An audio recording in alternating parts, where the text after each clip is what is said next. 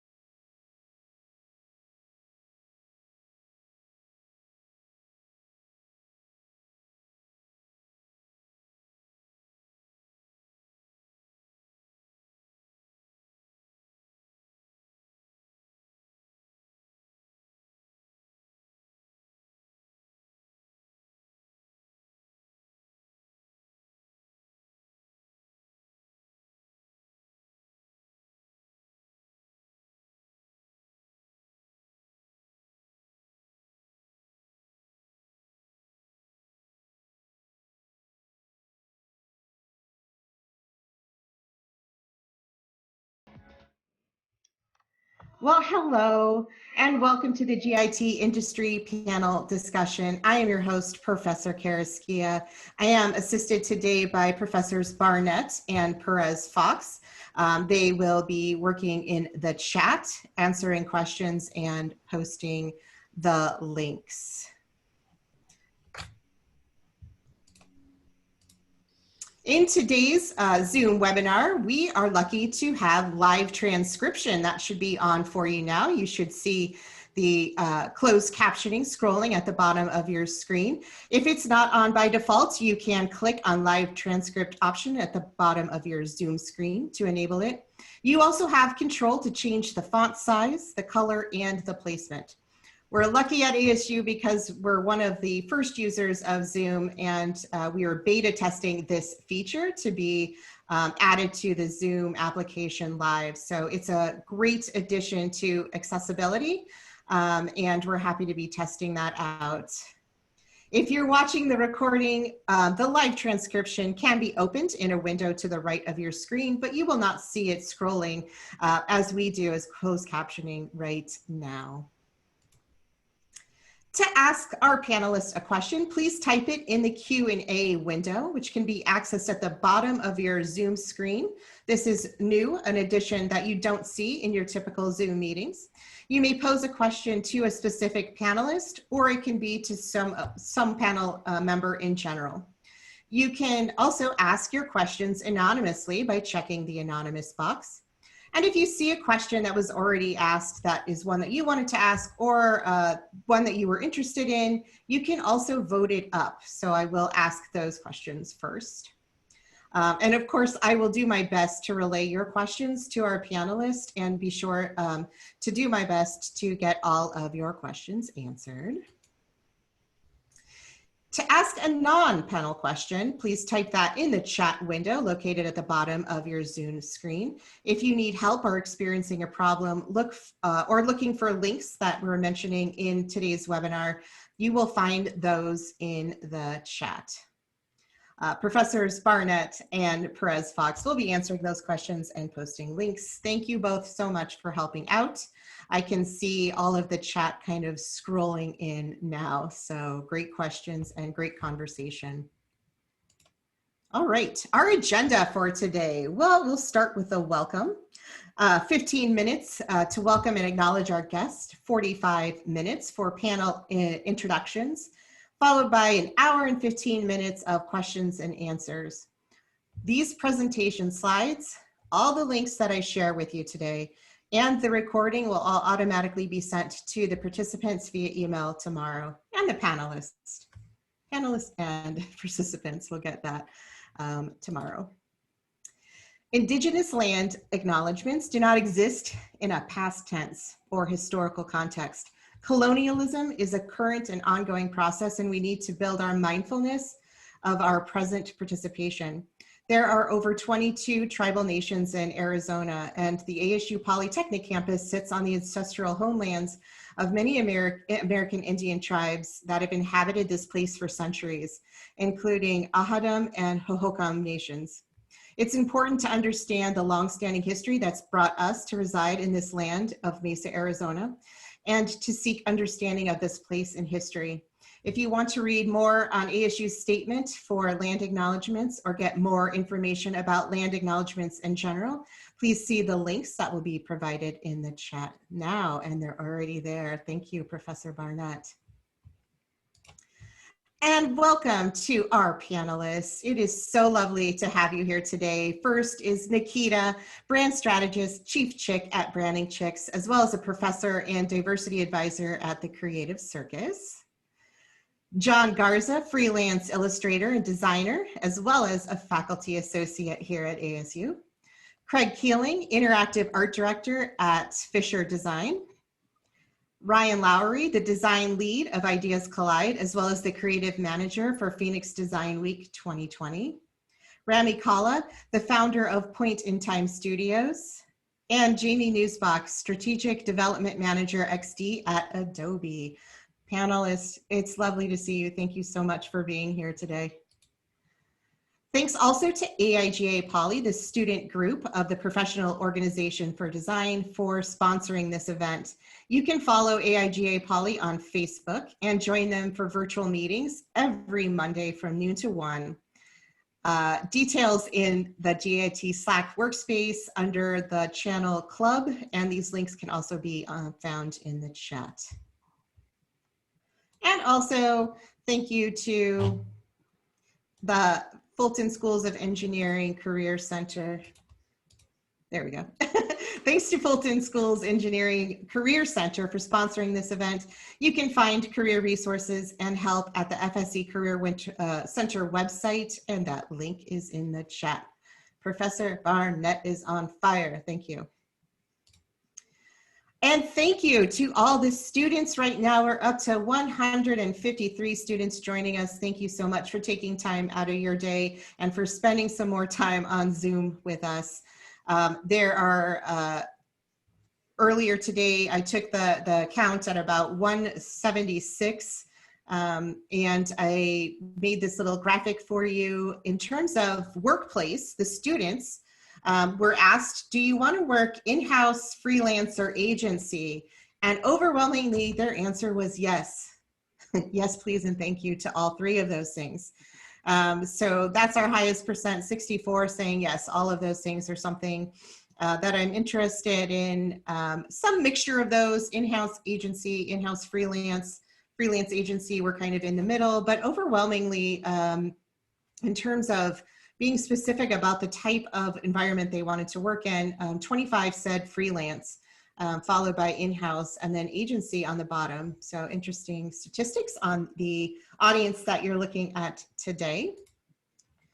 They were also asked, what are your interests in design? And you can see here that 2/3 have an interest that lies solely in design. Now, the students were allowed to check more of these. So of all of the students that are here today, 2/3 of them want to work in design, whether that's print, digital, or web. About half mentioned UX or web development. And then about 1/3 said also photo, animation, video, or motion graphics. So that is our audience, particularly today, but also is pretty representative of our 1,300 students. And now onto the part probably that you've been waiting for, is the introductions. It's my pleasure to introduce our panelists today. Each one was handpicked because of their leadership in the design industry, as well as their amazing skills. Each panelist will have up to 5 minutes to tell you about themselves and the work that they do. If you have any questions for that panelist, please go ahead and type them in the Q&A window. Be sure to include the panelist's name if you're submitting a question specifically to them, because I will hold all questions to the end. So go ahead and type your questions as you have them, but I'll get to those at the end. So be sure to cite the person that you are asking. And first up, I'd like to welcome Nikita Pope.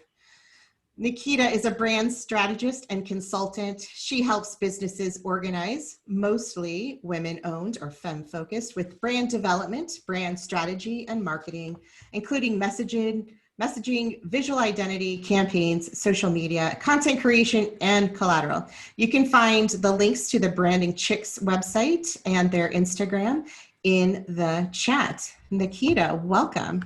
Oh, hello. Thanks for having me. I'm Nikita Pope. As Christina said, I am a brand strategist. I started as simply design. My major was in graphic design. And after that, I worked a little bit of everywhere. So it's fun to see that you guys have such a mix of where you want to go. I've worked in-house, I've done agency work, I've done freelance and contract work. And Branding Chicks is my agency. So she's about 9 years old. I think she's my baby, so that's why I call her a she.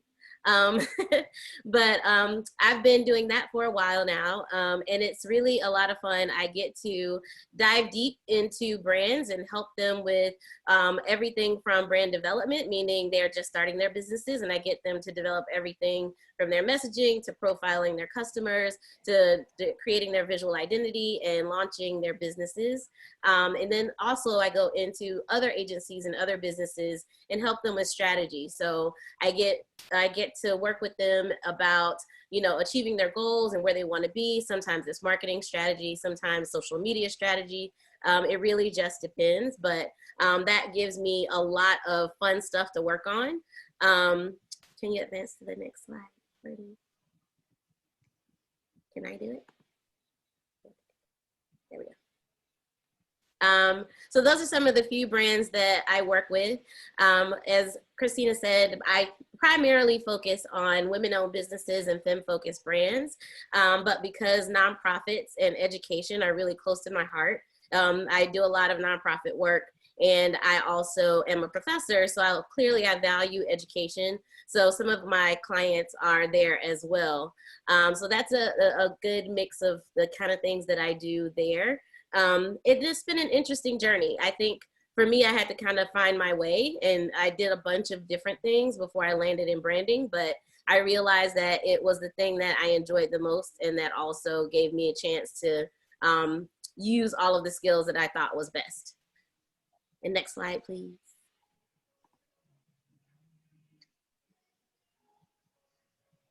And this is just a smattering of some of the things that I do at the Creative Circus. So I've been teaching there for about 12 years. And I primarily focus on branding. So I teach branding, I teach advertising strategy, I teach personal branding. And I just love my students. They teach me just as much as I teach them, hopefully. And I've recently, just in the last year and a half, taken on a role as the diversity and inclusion advisor.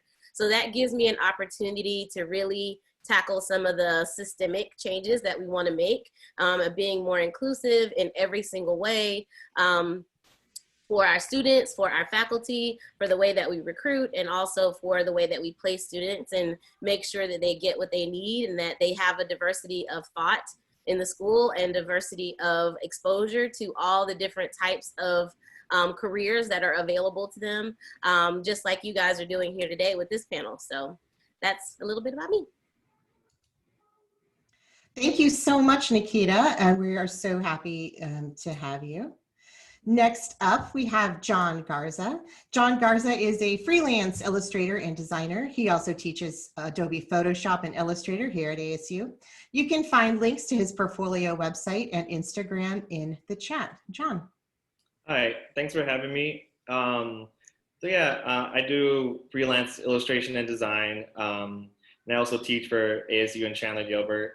I got into teaching a little bit after quitting my day job as a full-time designer at Chandler Gilbert Community College. Before then, I had worked as a designer at a bunch of different places, like part-time and full-time in-house, and I really enjoyed that while going through school and in the GIT program. And it was just something that I've always wanted to do is just teach and sort of like give back my knowledge in the industry and my experiences. But I've always admired teachers and my professors that I had that were still in the industry, like practicing or had their studios. So I've always imagined being that professor. And I got into design and illustration art when I was younger, getting into skateboarding with friends as a teenager, and just like looking at magazines and soaking up all the graphics on the boards and the t-shirts and the videos. And it was just like awesome for me then. And I was just like, yeah, I want to be able to design stuff for like ads and put my own artwork on skateboards someday, because I was never going to go pro as a skateboarder, but if I at least put my art on it, it would make me feel happy. So that's been kind of my guiding force going through my career as a designer, is always putting like my own style to things. So even as a designer in-house, I try to find ways where I can hand draw my type, do my own illustrations when I couldn't get like a specific stock photo or something that was, more cookie cutter. So I've always just admired like illustrators in general, and like artists and Mexican muralists and things like that. Those are probably my main inspirations. As a freelancer, I've done lots of things like logos, illustrations for signage, worked with a lot of local businesses here, mainly in the food industry, which is kind of weird because it wasn't really intentional. It was more so like, I enjoy eating at Joe's Barbecue, and somehow the universe made it so I could do a project for them.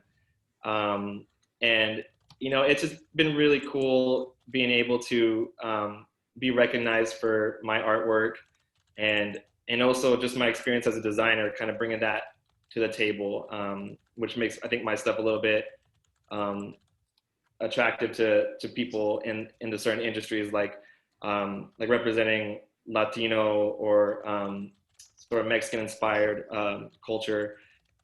Just being Hispanic myself, I feel like I can bring my perspective and my experiences, to the artwork I create. And I've also had a chance to work with clients overseas, like this Comandante Marcos logo. I was approached a couple years ago for branding for this restaurant that was in Kosovo, and I'm currently doing some stuff for them as well. So yeah, I just always like being able to make that relationship with the client, and a lot of times my clients ends up becoming friends, just because the whole experience of the project we work on together, it's hard to explain, but like I enjoy the people who I get to work with, and although it's a little weird since like I'm by myself in my freelance like studio, I guess you could call it. It's nice to be able to interact with people in the local community, in the local design community. So I like to partner up with other designers and illustrators and do collaborative projects sometimes. And I know we have Phoenix Design Week coming up. So that's been something I've always tried to be involved in some way, because when I was starting up as a designer, there really wasn't much of that community. And since then, it's like flourished, and it's been so awesome to be able to see like art, illustration, video, animation, web, all of it sort of combined. So we live in an awesome area in Phoenix and East Valley and all that, where we have this so much talent and around us. So it's really cool. I'm not sure if I have another slide. So this is a mural that I did a few years ago at Joe's Farm Grill in Gilbert. If you guys are going in person on campus, you can stop by Joe's Farm Grill and check out the Bar None and see this mural over there. Then to the left are some of the paintings I was able to paint on top of vintage Arizona Highway covers for Joe's Barbecue in Gilbert. So again, a place I've always loved eating at. I got to work for it, so it's really cool. And I'm not sure if I have another slide. Is there the next one? Nope, that was it. That was it. Okay. So yeah, I've done a lot of stuff like that, like a lot of different projects, and I'm just happy to be able to do like my creativity and put that to different things. Awesome. John, thank you so much for being here today. Just want to remind our attendees that the chat in Zoom is for questions that are not for our panelists. You'll want to add those panel questions to the Q&A. And also when you are chatting, make sure that you're sending your message to the panelists and the attendees so that we can answer them for you. And now we have our first poll. We're going to go ahead and poll the audience here, panelists and students. And you're going to love this question. I'll tell you what. You're seeing that on your screen right now. If you're watching at home, you are not, on the recording, you are not seeing this. What's your favorite color, primary or secondary? Blue, green, yellow, orange, red, violet, or don't make me choose, you monster. Give you a few seconds to check that out. Controversial question here in the design. What's your favorite color?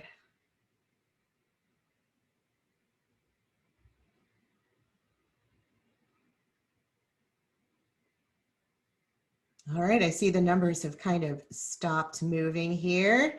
Give you a few seconds to get your last choices in. What's your favorite primary or secondary color? Blue, green, yellow, orange, red, violet, or don't make me choose, you monster. Professor Westover wants to know 18% gray isn't an option? Fair enough. Wasn't enough spaces to type in all the PMS colors and all right, gonna release that poll now. Thank you so much. We have 150 votes on this, so I'll go ahead and end that poll. and I'll share the results. Again, if you're joining us in the recording, you don't see the polls, which is a little bit odd. But here are the results. Blue, 50 votes, 35% say blue. Interesting fun fact, more people say blue than any other favorite color. Blue is universally the favorite color. In fact, there is research into this and the psychology behind why we choose blue. Blue is absolutely my favorite color, although my 5-year-old says it's pink. I didn't teach him that. It's blue. Green, following up, or actually violet was 16%, green with 15%, followed by red at 13%, yellow at 7%, orange at 4%. Fun fact, orange universally hated color. Not sure why. There's some psychology, but I know, Nikita, right? You're always rocking the pink and orange. I love it. And 11% of you screaming into the air, why did you make me choose? So thank you so much for answering our first poll. And now we're going to move on to our next wonderful panelist. Craig Keeling is a designer at Fisher Designs, designs and develops strategies, layouts, and artwork for client projects. He is also a GIT alumni along with John Garza, and you can find the link to Fisher Design in the chat. Craig, welcome. Thank you. Thank you for having me. So yeah, my name is Craig Keeling. I've been working in the industry for about 12 years and started primarily in web design. But I've been able to move around and kind of work on a lot of different creative things. So that's included motion design, music creation, 3D modeling. So there's kind of just been a lot of opportunity that is not always kind of there for the taking. You kind of have to just kind of go after like what sounds interesting and what kinds of things you lean towards, and just really kind of find a way to incorporate that into projects and things you're working on. So I spent a lot of time, after hours learning new things and just kind of diving in, taking deep dives into, programs and things that, you don't really get a chance to work on during the day. But I've been here at Fisher for about 4 years. And really happy here. There's a lot of room for that exploration, a lot of opportunity to contribute in ways that aren't just limited to your job title. So I've got a screen share slide here. Let me just activate this here. So one of the things that I wanted to share, it was a lot of fun to work on.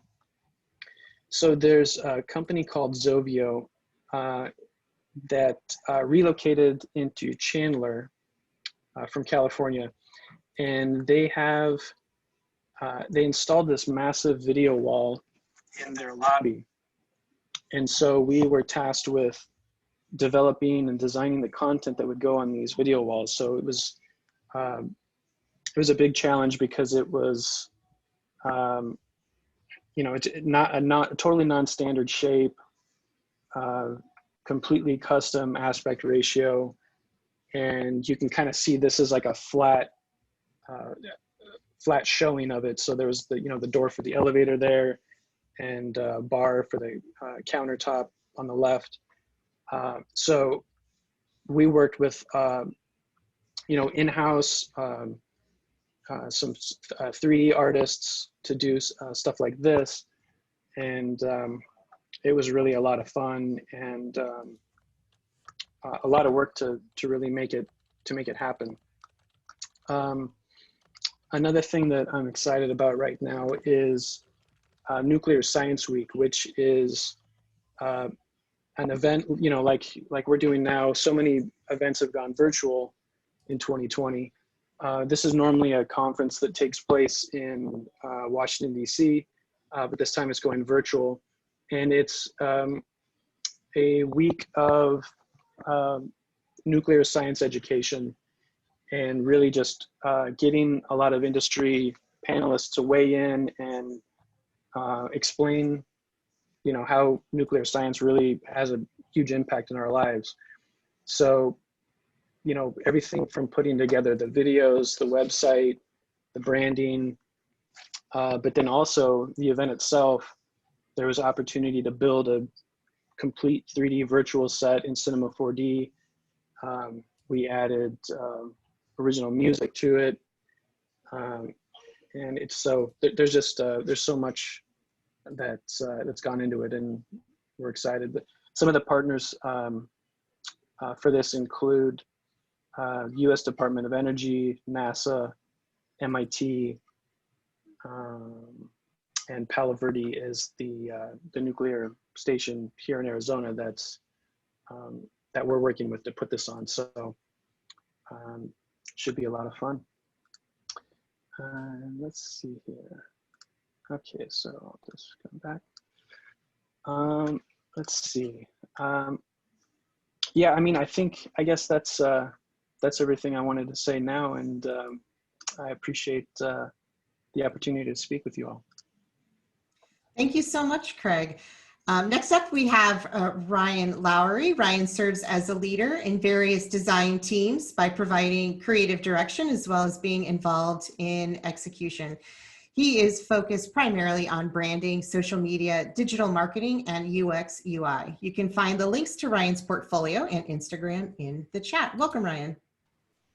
Thank you, and thank you for having me. Always happy to support anything for ASU. Have a lot of friends and family that are involved with ASU. Didn't go to ASU myself, but definitely happy to support.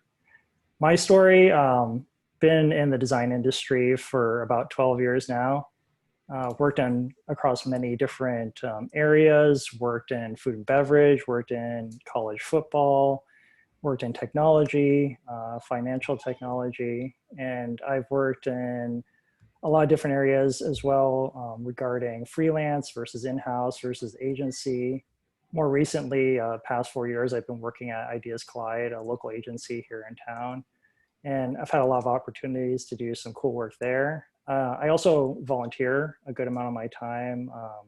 When I have some free time, I do volunteer to organizations like AIGA, and I serve as a creative manager for Phoenix Design Week this year. And this was a fun project I had a chance to work on. This was for Fiesta Bowl. This was a bid to win a college football game. And the original plan for this one was to just send the spiral book with none of the packaging at all.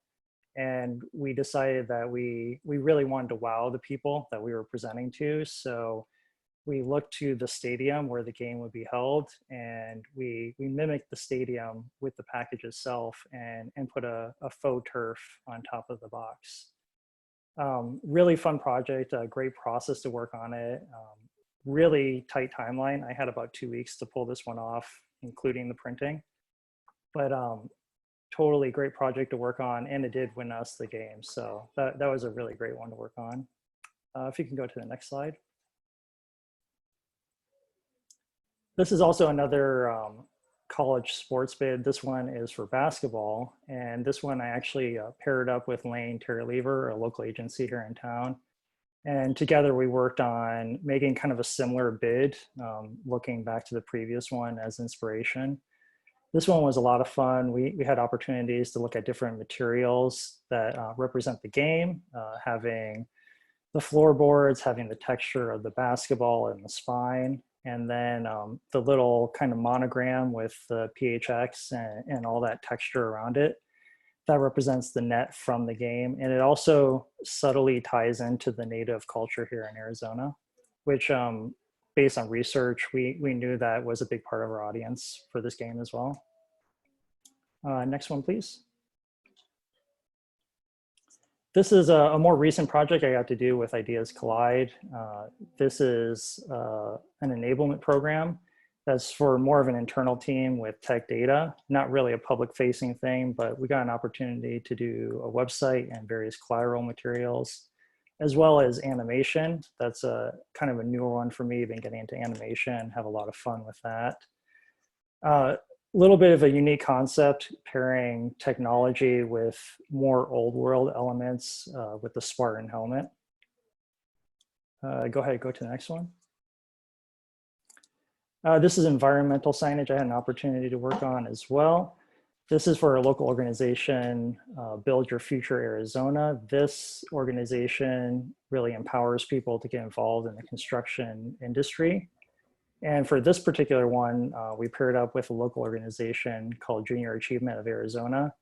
And basically what they do is they have this thing they call BizTown, and it allows middle school age kids to go from booth to booth to have the experience of either working in the bank or working at a Papa John's. And for ours, next to those, we had an opportunity to experience what it's like to work in the trades.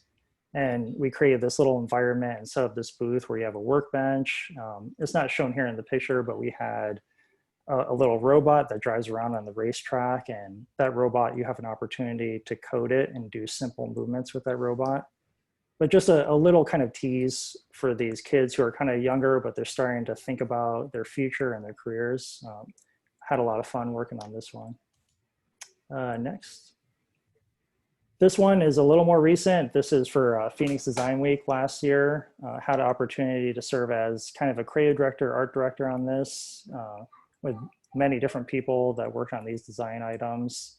Many of these I didn't necessarily design them myself, but I was involved from an art direction standpoint.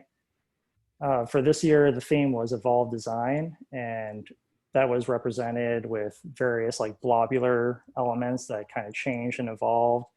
Everything throughout the design and experience had like a constant motion and evolution going on. So you can see here a few different things, signage, name badges, program that you get day of, cups, shirts, all the different items you expect from a conference. And then this is more internal for Ideas Collide. At the end of the year, we have this event called Retreat, and it's a great opportunity for us to come together and collaborate, blow off steam. Sometimes we have games, we have a lot of fun. And most importantly, just award the employees at Ideas Collide and show recognition for all the hard work that we've done and the achievements throughout the year. And with each retreat, we kind of go a little epic with it, and we have a full-on theme, and we have full-on branding that we reveal that kind of sets the tone. And this was the theme and branding for 2020, Scale to the Future, kind of touching on where we're at as an agency and scaling and growing. And so with that, it's more than just a brand. It's really representing that in a package that features gifts that are given to employees, a booklet that kind of talks to the theme and how we can be energized for the following year. And then little elements like everyone received this North Face jacket and this backpack that's seen there. And even smaller elements like the pins on the bottom right. But yeah, that's pretty much it for me. Thank you so much, Ryan, for sharing with us. Now we have another poll, and I'm sure you're excited from the last one to know what is she going to ask? Here we go. Next poll launching. What's your favorite design period before the 1950s? Victorian, arts and crafts, Art Nouveau, Futurism, Art Deco, heroic realism, modern, American quiche, or Swiss. Favorite design period before the 1950s, reaching back to our graphic design history.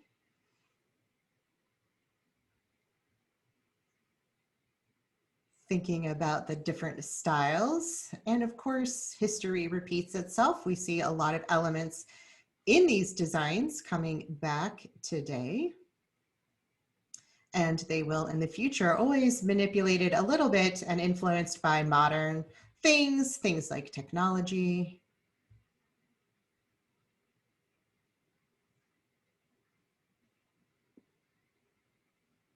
What is your favorite design period prior to the 1950s? Hard to choose. Hard to choose. Votes are still pouring in, so I'll give you another few seconds to get your thoughts in. Pretty mixed so far. We have love for all of them, maybe, which is good. We should, but like, you know, your personal fave.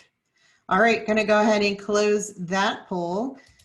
If you're watching the recording, you don't see the polls or the results. Weird? Yes, but I'll go ahead and tell you what the results are. Sharing those results with you now. Looks like our winner is Art Deco. 23% of you saying Art Deco is your fave design pre-1950s. Very Great Gatsby, love it. And very 20s. Remember way back when, New Year's Eve, times were better then. Feels like a decade ago. How many people went to a Great Gatsby party? That style is 100% the Art Deco. Art Deco being our favorite there by 23%, followed by a pretty close tie to Victorian at 14%, Art Nouveau at 13%, Futurism at 15%, and also Modern at 15%. And then I think the next group, kind of our third place winner, includes Arts and Crafts, as well as Heroic Realism, American Kitsch, and Swiss Typography. Swiss Typography? Okay. Not feeling the love for the Swiss typography. All right.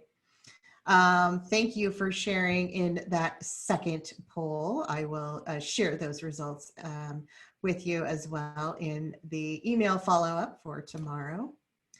But next we are going to introduce our second to last panelist, Rami Kalla. Rami is the founder of Point in Time Studios, a full service VR, 3D, and film studio.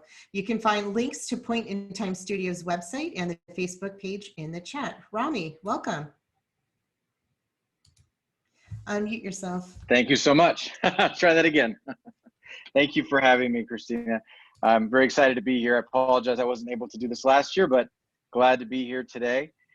Just to give you a little background about me, I'm started off as 10 years old creating films. My father brought home one of those old style cameras and started writing scripts and creating movies with friends and casting family in them, and just really started my journey as a filmmaker. Really fell in love with the whole process.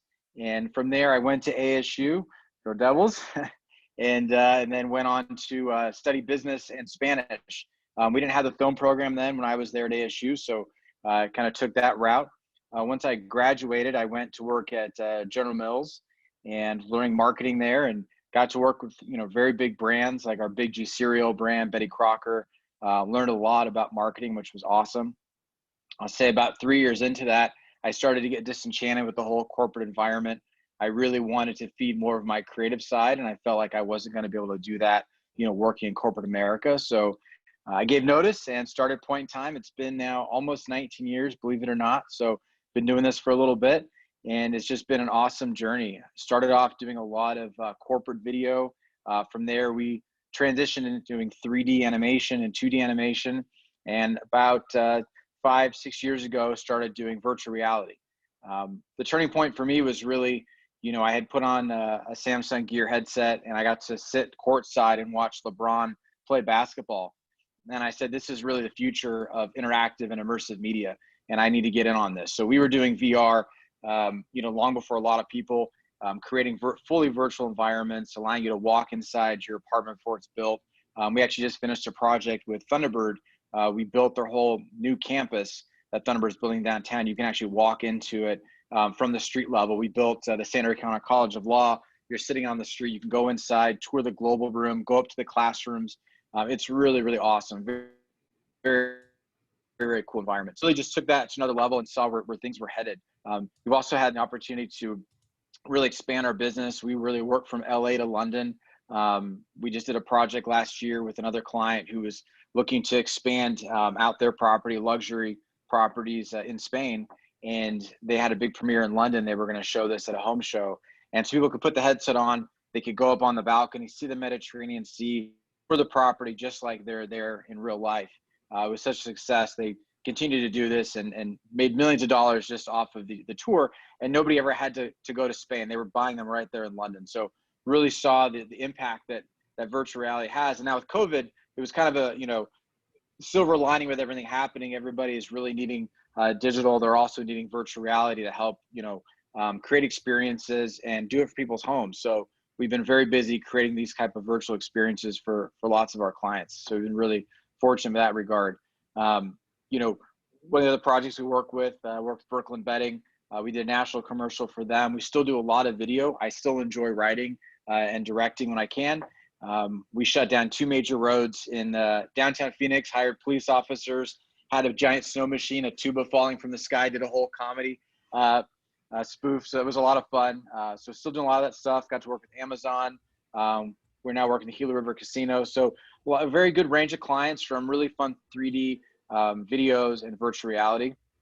For those students looking out there to kind of say, hey, I don't know what I want to do, you know, what I'd say is really just figure out what you're passionate about. You know, if that's something that you love to do, you're going to find a way to make it work. But, you know, that sometimes takes time. You know, like I said, I went to school, you know, knowing that I believe I wanted to start a business, went the corporate route, and then somehow found my way back to where I originally wanted to be, which was an entrepreneur. But doing what I love to do. You know, I'm not, you know, selling something that I don't believe in. I'm very passionate about what I do. I also surround myself with an awesome team. This doesn't happen, you know, just with me. I have an awesome team of people, of creatives that bring, you know, the company vision to life and the client's vision to life, and keep innovating. If you don't innovate, if you're not constantly growing, you're slowly dying. You've got to continue to stay on the cutting edge. You know, if I was continue to do things the way I was doing it, you know, 15 years ago, we'd be out of business. So obviously, you know, our industry has changed a lot. So that's really important. So I'd say, you know, just a word of advice, you know, winning combinations, find something you're passionate about, something that, you know, that you can make profit, you can make money off of, and really what you're best at, you know, what's something you excel at. If those 3 things combine, that middle ground, that area is where you're going to find success. And it's very, very possible to do that. So yeah, it's a little bit about us. So hopefully that's helpful. Thank you so much for being here. Our Thank next you. panelist is Jamie Nussbach. Jamie brings Adobe XD's performance integration and cross-platform solution to educators, students, and business professionals in the UX industry. With years of experience as a creative director in an enterprise and agency, Jamie understands the needs of companies today and how XD can help designers revolutionize their workflow. You can connect with Jamie on LinkedIn, and those links are in the chat. Jamie, welcome. Thank you for joining us. Thank you. I'm excited to be here. I am in Phoenix, Arizona, everybody. I'm super pumped to be talking to ASU. So hopefully I'll see some of you guys in the future at some of my Adobe events that I love to host here locally. So let's get started. What do I do now? It's hard to describe. But I'm going to put my own poll up, Christina. Students, in the chat, tell me, have you tried Adobe XD before? Yes? No? Anybody tried it? Raise the roof, throw Adobe XD in the chat. Oh, yes, we got some fans. Okay, so a couple no's, a couple loves, get the love.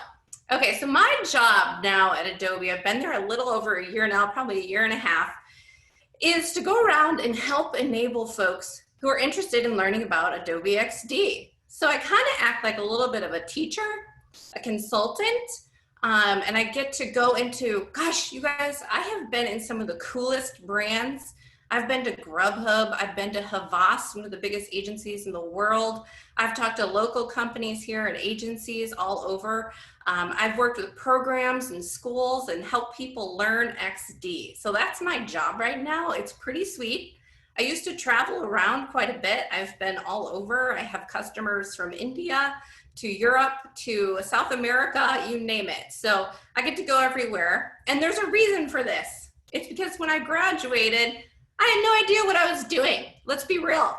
I was so dumb. I had no idea. So don't worry. Don't feel like you need to be an expert right away, because I for sure was not an expert. So I'm going to share my screen. Hopefully this works. I did not get my, oh, I don't know if I can do this. Christina, I was going to put up some of my work I did. I did not get my slides in time, you guys. Busy lady. But I'll give you control, actually. Control? Okay, great. Yep. Oh, to share, maybe? Yeah, guys, don't worry. I'm going to show you how dumb I was and like my journey. So I started, let's just put it this way, as an art major. There wasn't even an option really at my school at the time to even learn graphic design. I think there were 2 courses you could take, and I think I took them both, and they were useless, like didn't even help me at all. So I had to learn everything, you guys. Thank you, Christina, post college. So don't sweat it, okay? If you don't know what you're doing, that's fine. Go out there and figure it out later. That's what I did. I had to figure it out. I didn't even know how to turn on a computer. I studied oil painting, okay? And now I work at Adobe. You can do this. So how did I get there? From being this clueless person who graduated from the University of Iowa, middle of the Midwest, to where I am now. Well, back when you had to look in the newspaper to find a job, yeah, you think it's tough now? We had to look in the newspaper. I found a job in the newspaper when I was visiting my family in Chicago, and I called up and I was like, yay, hi, I have no experience, I know nothing. I did like a t-shirt design for my sorority. That's what's in my portfolio right now. Like, wow, I'm so cool. And this gracious woman brought me onto a team where I was actually in the Mount Room. Anyone raise your hand in the panel that remembers the days when you didn't have a Jumbotron in every conference room and you had to bring your designs on a big board that was printed out? Yeah, we're all getting hands raised. So I had to glue that stuff to the board. That was my job. But I did everything I could to learn. I would clean my boss's office, get her coffee, whatever I had to do to learn what I needed to do to be where I wanted to go in life.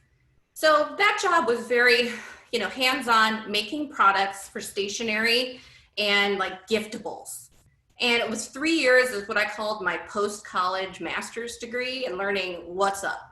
And I knew that wasn't what I wanted to do. What I wanted to do was work in advertising. And I'm gonna scroll down here. I'm not paying for my portfolio anymore because I just didn't feel like it was necessary. So now you guys are just seeing the back end version of my platform here. I applied for a job at CS Magazine. It's modern luxury. If you guys know Scottsdale Magazine here locally, it's the same company. It's all outsourced from the same headquarters out of Chicago. And I was so lucky to get a job there where I made things for print.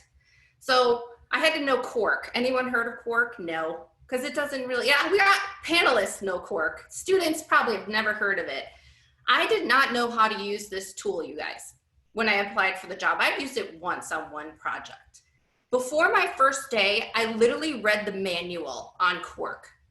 Don't be afraid of not knowing things. You can learn it quickly. You just gotta hustle, you gotta hustle. So I worked on a magazine. I made all kinds of cool projects. We did a lot of collaborations with really high-end luxury clients, Haute Living, different advertorial projects, Veuve Clicquot, these really beautiful brands like Adidas.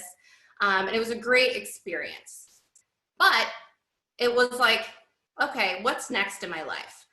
Well, Modern Luxury, the company, was opening a magazine in Manhattan called Manhattan Magazine in New York City.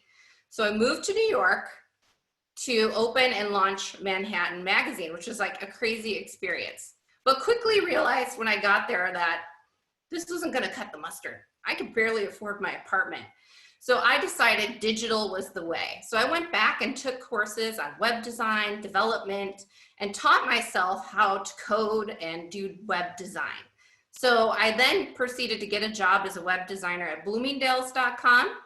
So I did work for, fashion in the fashion industry for years, did things like, make shoppable online experiences for the beauty industry and jewelry. From that experience, I went to Saks Fifth Avenue, where I worked as a creative manager there and, helped with photo shoots, building the online presence, the omni-channel presence with our stores. And then I had the best experience, and this really set me in the right direction, where I helped launch the Saks Off Fifth website. So if any of you shop outlet like I do, because I love a sale, this was like a dream job for me. So we were starting from zero. We had no online website. So we had to do everything from the omni-channel experience to the branding, to the UX, to the platform, to the merchandising, you name it, everything. I was involved from the beginning to launch this experience. It really kind of set my focus on what I wanted to do, and that was going more into the customer experience and understanding the user experience and really optimizing digital experiences to be the best that they can be. So that brought me to Phoenix. So Saks Fifth Avenue got bought by a Canadian company and things changed and I was ready for a change.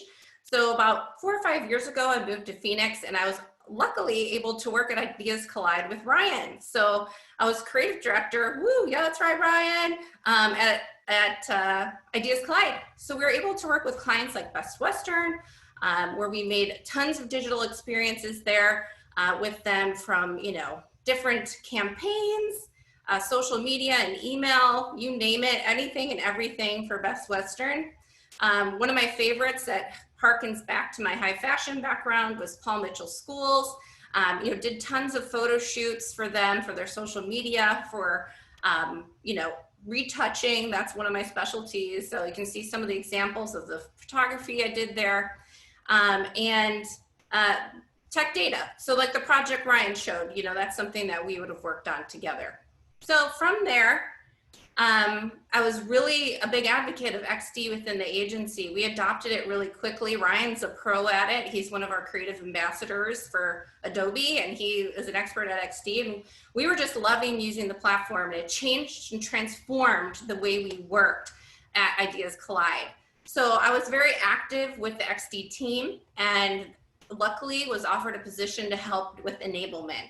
So if you haven't checked out the XD website lately, it's all been refreshed. You can see all the cool things coming. Adobe Max is free this year. Sign up. It's in a couple weeks. We're going to do awesome releases of new features at Max this year. And I'm, mainly now today, I do things like this. I do events. So if you go to our Let's XD page and look under events, I'm probably in or hosting or supporting a lot of these online events. And the main thing I can say, guys, is network, network, network. It's all about who you know. Your resume is not a piece of paper. It's who you are as a person, who you talk to, and what you do. So that's a little bit about who I am and how I've gotten to where I am. So thank you. Thank you so much, Jamie, for joining us. Now you know all of our panelists, so you know it's time for a little poll. Here is our last poll before we get into our questions and answers. Again, if you're joining us in the recording, you don't see the poll, but I'll read it out for you. What's your go-to method for sketching out ideas? Using a sketchbook, paper, random Starbucks napkins, a touchscreen tablet, a Wacom and computer, or a computer? How do you sketch? Where do you go to start sketching out your ideas? Generating ideas, GIT 135, that's what we're talking about this week. How do you generate ideas and creativity? How do you think about sketching, making tons and tons of sketches before you move on to refining that? We do sketching so that we don't fall in love. We always fall in love with our first idea, but it's never our best idea. Starts to get more interesting after quite a bit of idea generation, and that is what happens through sketching. As designers, we may not be the best drawing. Drawing is not a thing that I can do. But getting our ideas out of our head and onto paper or screen is essential in being able to communicate our message.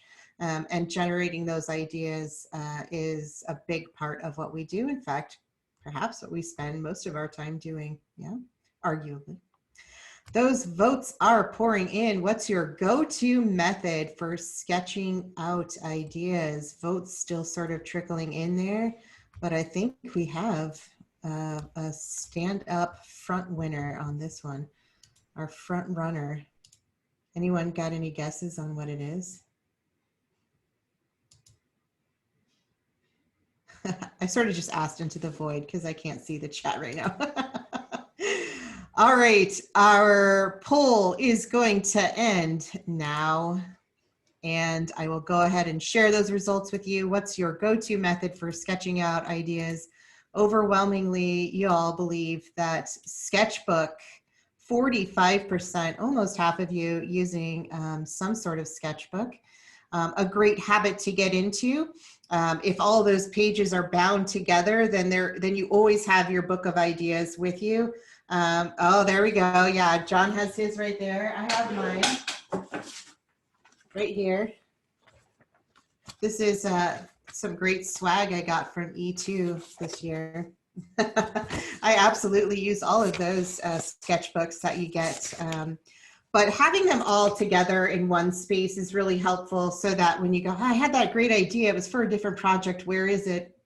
It's right there, right?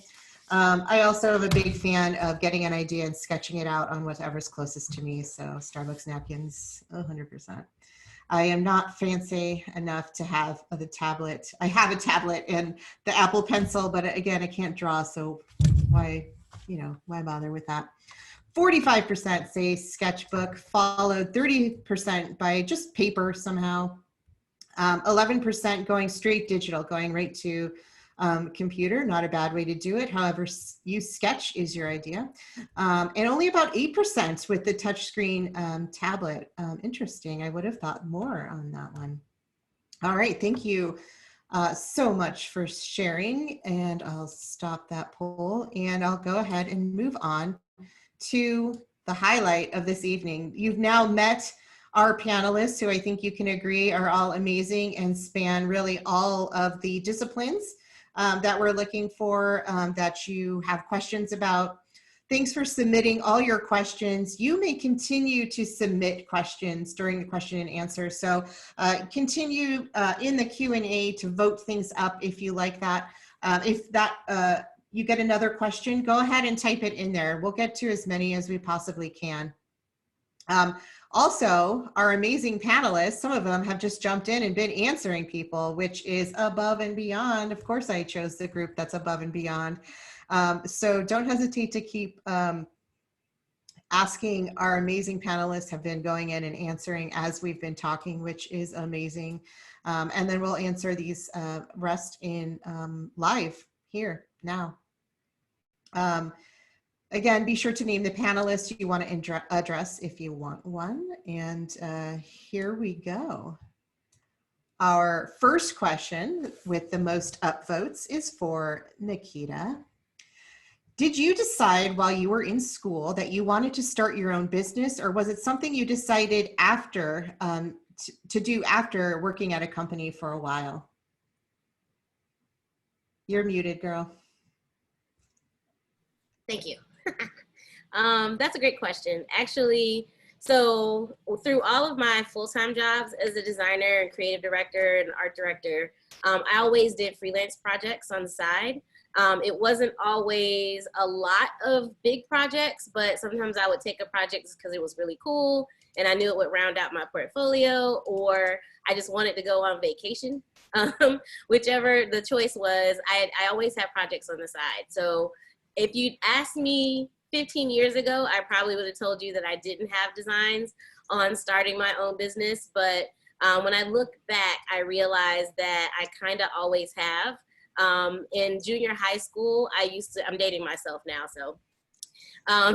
In junior high school, I used to draw cartoon characters on my acid wash jeans, and I would wear them to school, and then people would start paying me to do them. So I made a little business in junior high school drawing characters on jeans. And then I looked back at my senior memory book from high school, and I said I wanted to have my own advertising agency. Lots of time in between there where I didn't think that was a thing. So apparently my brain in some places thought that that's what I wanted to do. But when I was in school, my main concern was just getting to do everything. Like, I just wanted to be creative, and I wanted to be able to express myself, and I wanted to learn as much as I could. So that's kind of how I approached school, and that's kind of how I approached which jobs I took and my career path as well. And so that sort of exploration is what led me to branding and led me to being an entrepreneur. Excellent. Nikita, thank you so much for sharing. I think a lot of people have a similar path. You didn't think it's what you wanted to do, but you go back and go, wait, no, actually it was always part of who I was, who I am. Yeah. For sure. I love it. Girl, I have acid wash jeans too. You probably had the denim folder, the binder that had like a texture on it, and you'd Of course. sketch in? Yeah. Mine had a pocket on the front. Nice. Nice. Jordache or Guess? No, it was Esprit. I was 100% into Esprit. Anyway. I think mine were Jordache. Jordache is very nice. Thanks so much for that. Next question for John. What are some of the best things you did to build your brand in order to get work as a small business or as a freelancer? I'm gonna touch kind of on like when Nikita was talking about the side projects. When I was working as a full-time designer at like Boys and Girls Club or like the different places I worked at, I always had a sketchbook by my side, and any idea I would come up with, I'd write it down and just doodle or whatever. And I'd say that like that developed into side projects, into passion projects. So all this was kind of like self-initiated, and I would be like, okay, I really would like a t-shirt of this on there.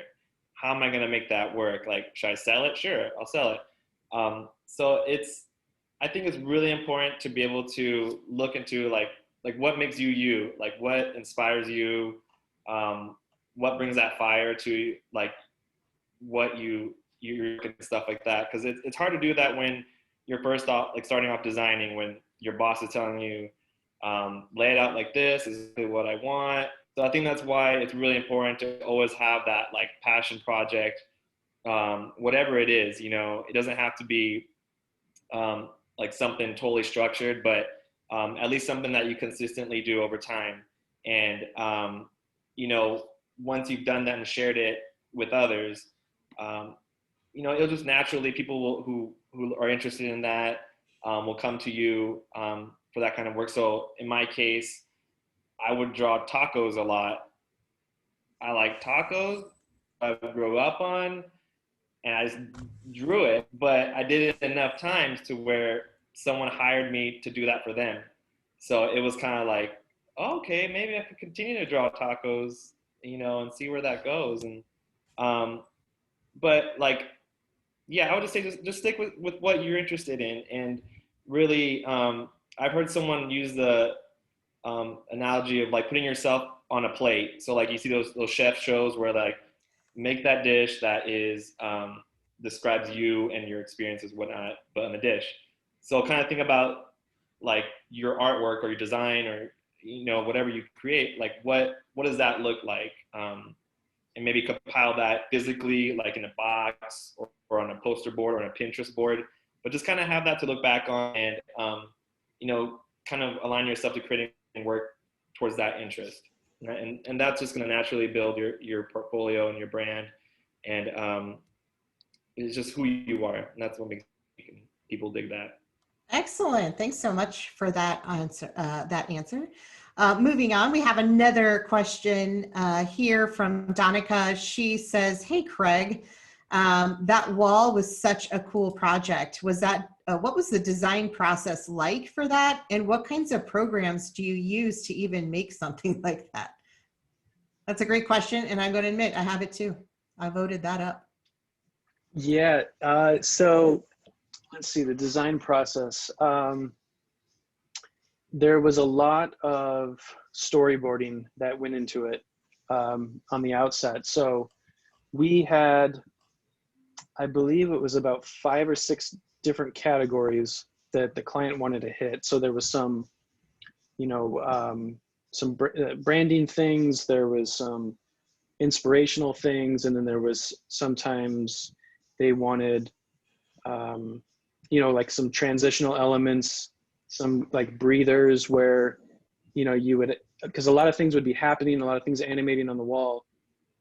And if there was somebody sitting in the lobby, for a good little while, you didn't want those people to be bombarded with everything, fast paced and everything bouncing around. So sometimes like that example of just the nice landscape where you've got the clouds moving in and out and the water. So the design process was really, categorizing those, sourcing elements that we could use, planning to film. So there was that whole process of the production and filming and everything. And then, you know, using those, that flat, what do you call it? Just, I guess, yeah, the storyboard, that flat storyboard, we would just iterate on a ton of those, see what worked. We would even, you know, try prototyping them in After Effects, you know, let's see, what else? There was a lot of testing involved. That was really what took up, I'd say, the majority of the time, just because it was that non-standard shape. We didn't really know what it was going to look like until we, you know, got into space. And another thing that kind of complicated it was they were building this thing out physically at the same time that we were designing for all this. So, you know, once all the lighting went in, we had to revisit everything and make sure it looked good, it fit in the space. So yeah, a lot of testing and, you know, just spending hours there tweaking things and dialing it in until it looked right. Excellent. So interesting, that panel wall. I have a follow-up question. How much kind of psychology did you kind of look into in terms of like flashing moving photos being like too much for people to handle? Or like, was there any thought kind of process into like how much the screen could move, or the refresh rate or something like that went into it? Oh yeah, yes. So frame rate, all of those technical things that go into, you know, what kinds of displays these are. Yeah, so there was sometimes where we would have an idea for something that was very fast moving that we had to dial back just because the displays couldn't really handle it, or there would be some latency issues. So yeah, just a lot of experimenting and seeing kind of what works and what doesn't.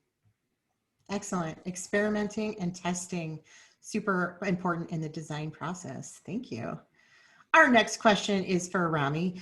What advice can you give to beginning videographers who are looking to work in Phoenix specifically? And hey, do you have any internships? Yes, thank you for the question. Sorry, I was running around here at the studio. So advice that I would give videographers here in town, I would say, you know, definitely join local groups. The Arizona Production Association, just azproduction.com is a great resource. They do networking events. Well, they will again as things kind of open up. But it's a great way to connect with the local film community. So that's a great place. The other thing, yeah, we do offer internships. So that it's an opportunity for, we do work with ASU where students can come in and either help on set or help out in the studio. And it's just a great way for them to learn. And also we've had a number of students that have started here as interns that have then either become full-time employees or contractors, and or we've helped them along the way in their career and either work here or work at our studio in LA. So a lot of opportunities with that as well. But, you know, like I said, just really get involved, you know, with the local community here. And there is, you know, a lot of opportunities. So hope that answers your question. Excellent. Thank you so much. Yeah. Our next question is very closely related to that. I'm going to go ahead and address it to Jamie.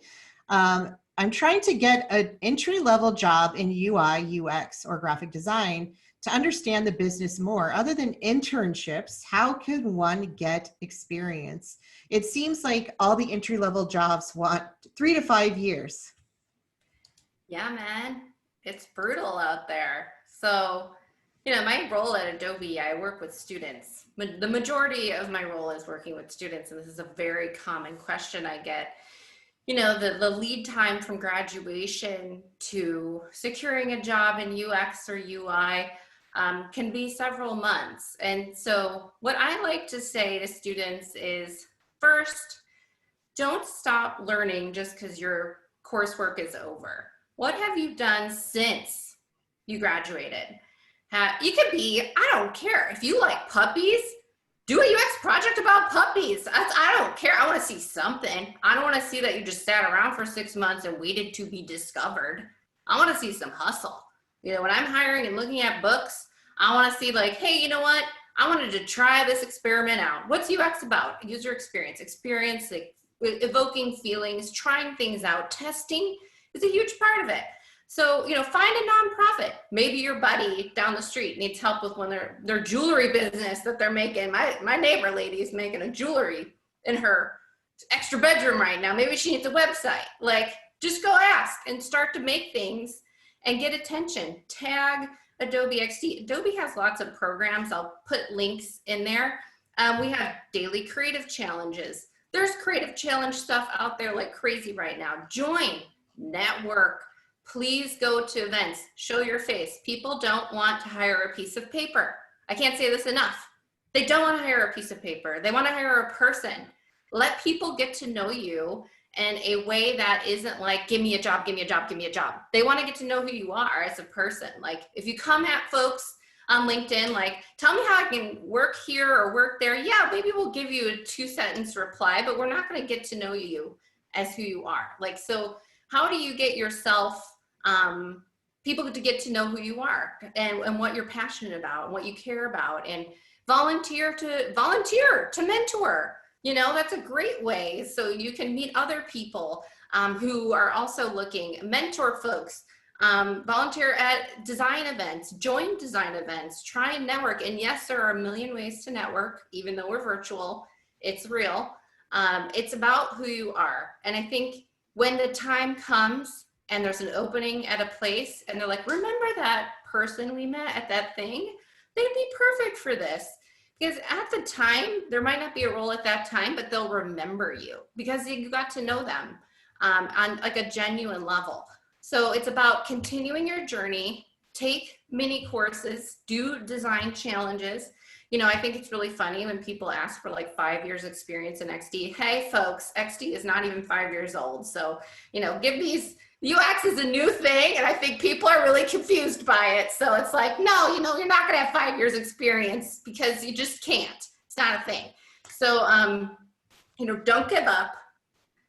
Don't give up. Keep trying. You might fall down 100 times, but that's okay. It's better than just giving up, because then I can promise you one thing, you will fail if you just give up.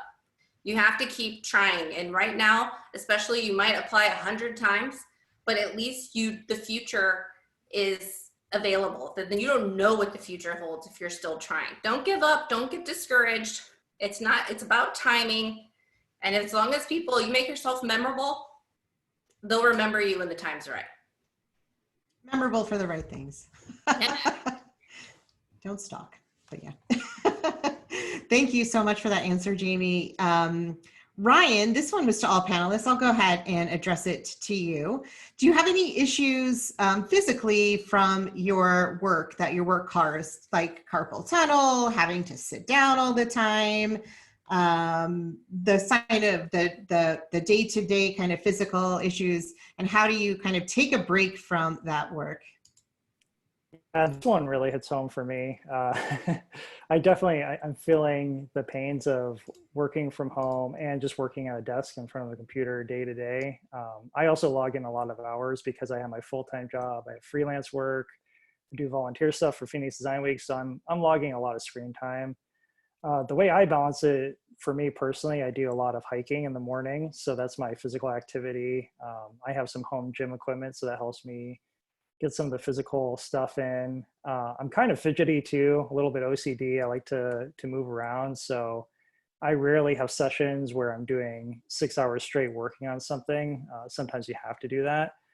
But for me, that's just what works for me, is just really getting up, moving around, making sure that your day isn't too mundane and too routine, even though you kind of have to have that. Absolutely. Great advice. Yep. Be sure to continue to be active, especially a pain point during the pandemic when many of us are at home and need to get out. It's good for you. Go out and get a hike. And now that in Arizona, at least, the weather is better.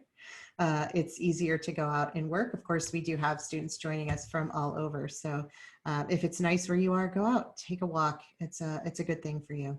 Thank you. Great question. Yeah, nature is good for you. Absolutely. Nikita, our next question is for you. Question, I love that you work with nonprofit and educational organizations. That is one thing that I would like to do. How do you reach out to these organizations and what is it like to work with them?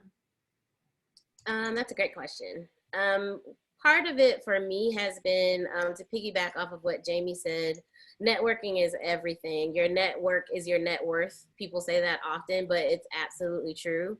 So you never know who you're going to end up collaborating with and partnering with.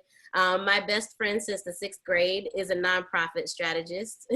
And so she brings me in with a lot of projects, and I bring her in for projects as well. So there's kind of a funnel there as well. But because I volunteered with so many nonprofits and done things like that, it's a matter of just being visible. So often, they may not have anybody else who is volunteering for that thing that is a designer. So they're like, is that what you do? Can you help us? And sometimes it's that. Sometimes it is just reaching out to them and saying, hey, I love what you're doing. Your mission and your vision is so powerful, but I just don't feel like you're telling the story in the best way. I would love to talk to you about it, right? And so often that is a pain point for most nonprofits. Like they're so busy in the trenches doing whatever the work is that they're doing. They don't often take time to market themselves or figure out how to brand themselves or any of that kind of stuff. They just don't have the time, and they may not have someone on staff already either. So that's actually really low-hanging fruit, especially if it's something that you want to get your feet wet in and you want to kind of volunteer. You could do some stuff pro bono for them and build your portfolio at the same time. But it is absolutely needed. So there's lots of ways to kind of get in, with that. And for me, as I've built Branding Chicks over the last 10 years, it's been really important for me to connect with organizations and clients that are aligned with my personal core values. Like I want to make sure that I'm doing work that I'm really proud of and that I feel like I can really have impact and help people. So those things just kind of funnel in because they're things that I care about. And I think, I try to be as vocal as possible on all my platforms and all that stuff about the things that I care about. So when people come to my website or they go to my Instagram or they meet me in person, I'm probably talking about those things. So when something like that comes up, then they're like, oh, she would probably actually really enjoy this project. So, I think someone else said it as well, like do the things you really love, and more of that will come to you. You'll start to be known for the thing that you really love. But you got to start there. Excellent. Don't you think that kind of the things that you're passionate about outside of design are like the perfect projects to kind of pour your heart into? Oh, for sure. For sure. Yes. I have at least 10 of them rolling around in my head right now. I just don't have time to do them, but yes. 100%. Yeah. Those passion projects, kind of fusing the things that you're so passionate about along with what you do is a great way to do that. Great question. Next question is for all panelists, and maybe if you would like to answer it, you can jump in. So for all panelists, jack of all trades or master of one, both for yourself or for what you look for in a portfolio? What's the best way to do that? Maybe we'll start with John. Go ahead and answer that question. Yeah, so I had a professor in community college that was saying about dabbling. So like try not to dabble was his thing, too many different things. But then I like talked to some artists, like a local artist, and he was like, you have 5 fingers. That doesn't mean you can only do one thing. So I think at first we kind of all like, we dabble into different things and we see what sticks. So I think you have a bit of that, like as a designer getting a job, it's like you have to know photography, print design, web design, a little bit of everything. But I think as time goes on, you'll figure out what sticks and what you enjoy doing and what you're good at. And then, eventually become that master of whatever that is. Excellent. Any other panelists want to address this jack of all trades or master of one? Jamie. Real quick. So I'm going to speak from my background currently working with enterprise, large companies. So it depends. I'm going to have to say that. It depends. But I'm going to say, like, at Adobe, there's 22,000 employees. And what happens is you get very niche into like a specific type of role. That's why some folks don't like in-house, right? Because you do end up doing kind of one thing and one thing only, because you're filling, because there's so much work to be done and everyone's very siloed into what they're doing. So I'm going to say for larger companies, you kind of want to have a focus. You kind of want to have a point of view, especially in UX. You know, tell me what you know, tell me what you think, what have you learned, right? You know, if you're doing UX and you're doing social media and you're doing, you know, illustration, it's a mixed message, I think, to the hiring manager of that field. So I would say kind of pick one and go with it is my gut instinct. But then you might be interested in agency work where, you know, Ryan can talk to this probably better than I can, where you have to know everything. Like, you could be jumping on a project that we did stuff together that we had never done before. And we're like, we're going to figure this out, you know, we're going to do this today. We're going to figure it out. So it's about, I think, more the mindset of being willing to learn, having a preference, but the willingness to learn and knowing that you don't know everything, I think is okay. I think it's fine to say, hey, I don't know everything, but I really am interested in this and I want to pursue that.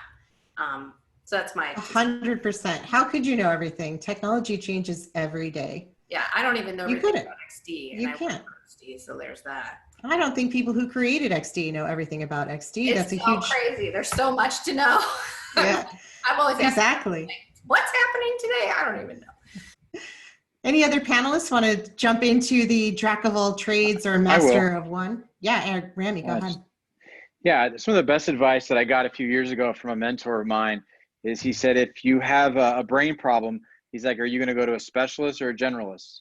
Obviously, I'm going to go to a specialist, you know, and that was really kind of the turning point for me as I saw some of my fellow entrepreneurs really niche into specific industries. When I started my video company, you know, I was a video company for everybody. If you were a law firm, a dentist's office, a real estate company, it didn't matter. I was going to make your video. What I found was when I got very specific on the type of client that I wanted to work with, the one that I felt like I could have the most effect on their business.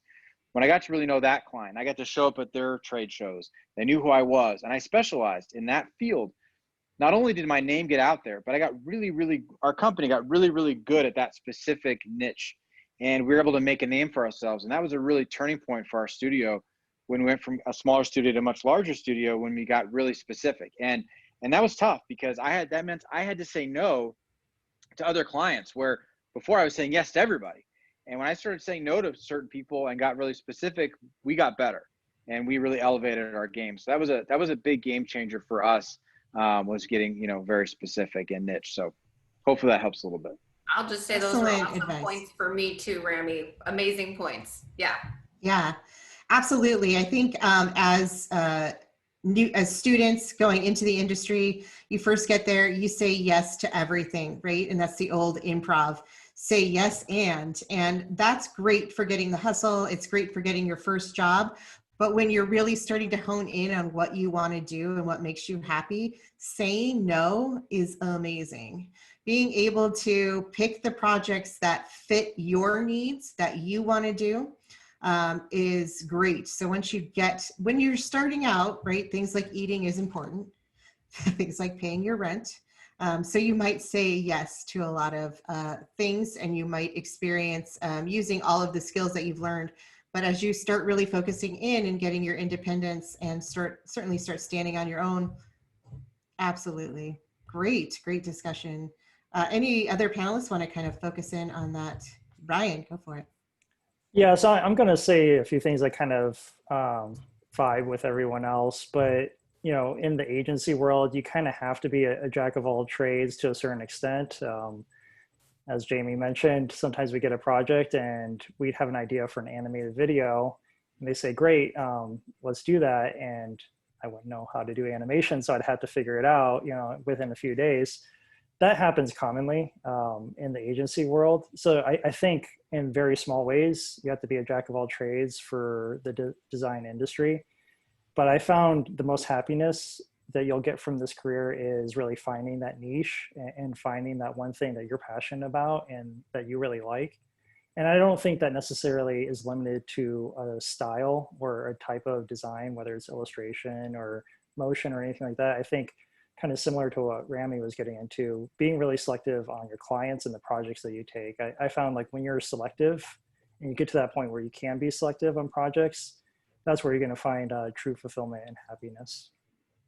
Excellent. So maybe there's a factor in the type of work setting that you want to do, agency, in-house, or freelance, that also kind of jives with that jack of all trades or master of one. Really nice. Great discussion on that. Was focused so much on that.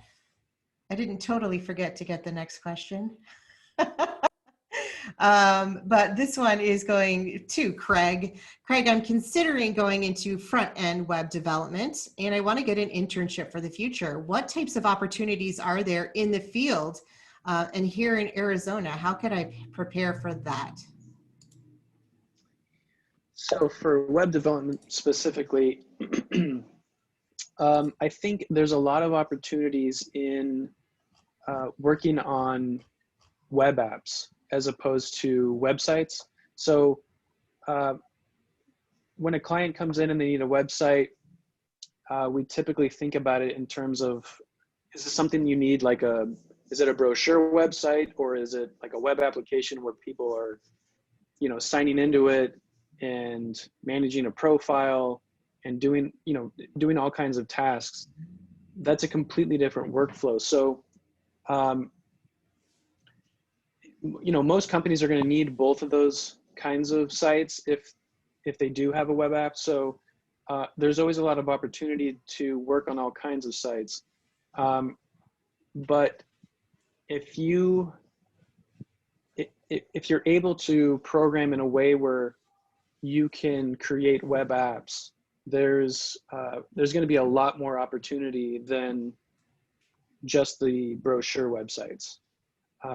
So I think if you can come in and show that, you know, here's a project that I worked on, and like Jamie said, even if it's a self-initiated project where you were just like, hey, I'm going to figure out how to, you know, make a Facebook clone, or, you know, some kind of project that you can show off, people are going to see a lot of opportunity in what they can do with those skills. So that's a big one for web development specifically. Yeah, absolutely. I want to be a web designer. Oh, show me something you've worked on. Well, I don't have anything. Okay. Like Jamie said, puppies, whatever it is that you like, make a site for that. And hopefully you're getting that experience. That's cool. Everybody loves puppies. Everybody For real, everyone loves puppies. Puppies, it's the way to go. I'm into sloths. I like sloths kind of a lot, but for puppies too. Llamas, maybe. Okay.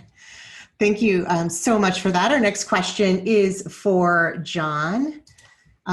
John, based on your experience, what would you tell someone who wants to do freelance on top of being a full-time designer?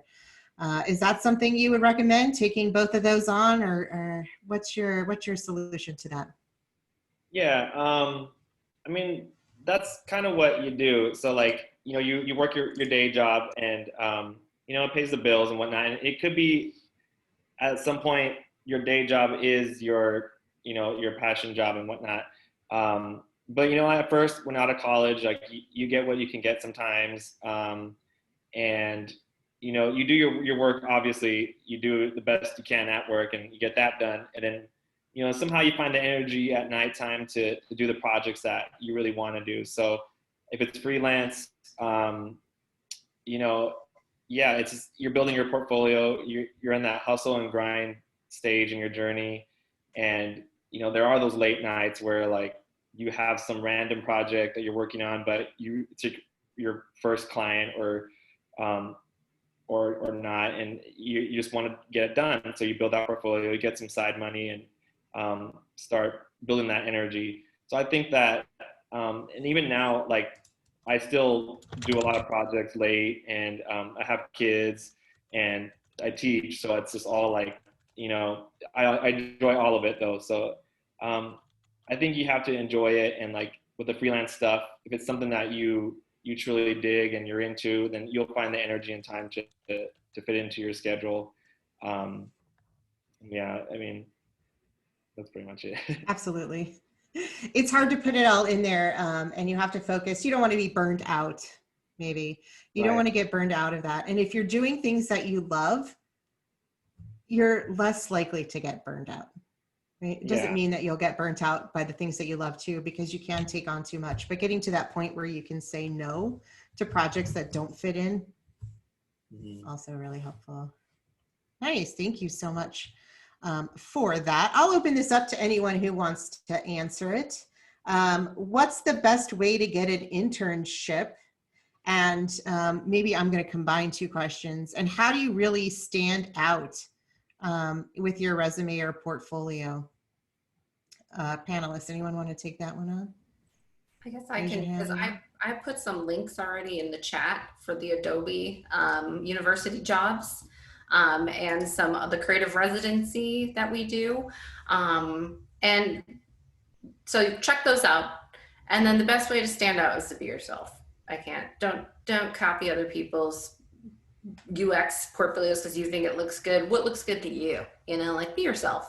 That's how you stand out. 100%. 100%. Any other advice from the panel on that? How do you stand out? Nikita, go ahead. Yeah, so I always tell my students, actually we go through the process of having them brand themselves towards the end of their program. So that's a really good exercise for you to do. Like, think about, you know, what things are most important to you. How do you want to present yourself in the industry, not just as a person, but as a professional? Because that brand is the brand that you're going to grow into in the next, you know, 2 to 4 years, 2 to 5 years. So you're creating a brand that is based on that. So think about what that means and what that looks like. And that kind of filters out to everything, to your website and what that looks like, to what your About Me says, to how your resume is designed, whether you have a logo for yourself or not. Like, you know, especially if you really want to be able to show people what you can do, you may not necessarily have a big branding project in your book, but if your portfolio is branded, guess what? That's a branding project. So just think about yourself the same way you would another client, and see what would come out of that. And that's a good way to sort of make it consistent, make it authentic, and give you a chance to really show who you are and how you want to be seen. Excellent advice. Any other panelists? Rami, I'll take it. Yeah, I would kind of piggyback on what Jamie said earlier about constantly be working. You know, I do interview, you know, recent graduates, and I'm like, hey, what have you been doing the last few months? And they're like, oh, not much, you know, or, you know, knitting, I don't know. So get out there and create work. Yeah, hanging out. You know, create work. If you're coming to me and you want to interview for our video department, you know, and you want to show yourself as a great editor, go out to a local business. Hey, I'm going to cut a video for free and put a reel together to show me. If you're wanting to apply for our 3D architectural division, you know, start animating some architectural work, hard surface, you know, create a reel that's specific to that industry you want to get into or that job that you want, and put together a body of work that's going to showcase that. You know, if you're coming to me and you're like, hey, I want to, you know, work in architectural, and you might have some good 2D animation, but that's not what we're hiring for. That's not really going to help. So, you know, if you have something specific to that job or something you want, go out and create that work. You'd be surprised how many business owners would love to have the help. So it's a win-win situation. They get the work, and you get to build your reel. So, you know, get out there and start creating. Hopefully that helps. Just caveat really quickly. There's a great question in the chat pod that directly relates to what Rami said that's dear to my heart. It does not need to be perfect. Right. We just want to see the effort. It could be bad. It's okay. You have to, don't worry about perfection. Literally, we want to see effort. It's about your attitude and your willingness to have some hustle and go out and try something new and not be afraid. Don't worry if it's not, especially if you're just graduating. We don't expect it to be perfect. So it's show the progress, show the thought process, show the initiative. That's what we're looking for, not a perfect portfolio piece. Just 2 cents on what Rami just said, which was perfect. Yeah. 100%. Anything, it doesn't have to be the Mona Lisa. Agreed. Right. Also do knitting if you want to do knitting though. No, nothing against knitting. Brand for Sorry. knitting. Make a logo for your knitting business. 100%. You know, you can make it into something. Yeah. But if your goal is to get a job and what you've been doing to prepare is knitting, yeah. Unless you've totally made a business out of that knitting company. I don't know. You made a brand, you made a website, you did a social media page. I mean, that shows something too. Yeah, like Jamie said, we're looking for raw talent. So it doesn't have to be polished, super high end, but we have an eye for, we know what we're looking for, and we're going to help groom you and grow, help to grow that skill. But we're just looking for that raw talent, that effort. Come in, be excited, be hungry, want to learn, empty your cup, be like, hey, I'm here to learn. I'm going to take it in and be excited. Show up and be excited. That's what we're looking for. So. Excellent. Excellent. Any other panelists want to tackle that question? Ryan, go for it. Yeah, it was kind of said by a few people here, but just to kind of reiterate, the portfolio is important, but really whenever I'm looking at a potential employee for Ideas Collide, I'm really looking at your problem solving skills, how you think strategically, how you're going to fit in with the culture. Am I going to like working with you? Are you going to be drama free? So aspects like that are just a little bit more important than the portfolio. It's important to have that work, but again, kind of like everyone else said, don't focus so much on the polish. Be the good person that's hireable. Excellent. Excellent advice. Nikita, their next question is for you. What types of restrictions have you encountered with helping a brand create its logo? Some care of clients happening here. Yeah. Well, I know when I first started and I would do logos for people, sometimes they would come in with a very specific thing that they wanted, like they already knew exactly what they wanted it to look like. They just couldn't make it themselves. I no longer take projects like that, mostly because I feel like, even just in general, like elevating the idea of what a designer does and all the strategic thinking that goes into creating good design. I think so often when you're dealing with the client, sometimes you have to educate them about, what it means to be a designer and what the value is that we're providing. So, starting with strategy is one of the things that I think helps to overcome that is, okay, who is your audience? You know exactly who you're talking to, okay? What is your goal? What's your 10-year plan for your business? Where do you want to be in 5 years? Where do you want to be in 10 years? What's your business strategy? Because the strategy for your visual identity has to align with that. And then once you do that, then I feel like there's a lot more freedom and there's a lot less restrictions, because sometimes the restrictions that they give you initially come from a lack of knowledge. They just don't know. So they may be like, I don't want this style. That style sucks. Or, don't make anything yellow. My husband hates yellow. And it's like, what? But when I get the chance to really talk to them about it and talk to them about their strategy, a lot of that stuff falls away because they realize that sometimes they are not the audience. They may be creating a business or a product or a service that's targeted towards somebody that's not them. So it doesn't really matter what they like. What matters is what works. So even when I'm talking to them about that kind of stuff, I'm always talking about what works best, even, in terms of critiquing something they've given me or trying to get feedback from them. Like, this is our objective. This is the strategy that we decided to go with. And this is what came out of that. And so now it changes the framework of the conversation completely. Now it's about, does it work to achieve that goal and that strategy, and not just do you like it or not? So sometimes you have to kind of bring that into your process. I've learned that over the years, that now that's a big part of my process. And, because I'm always in teaching mode with my students, I do the same thing with my clients. And it makes for a much better client. It makes for a much better working environment and working situation, because then it can be collaborative and they're learning along the way. And now they're looking through the same lens I'm looking through versus the one they came in with, if that makes sense. Excellent. Perfect. Yeah, always show your work and make it a collaborative process, because then you're working together and it's a better working relationship. Yep, absolutely. Love it. Next question is for John. I'm going to combine two questions for you.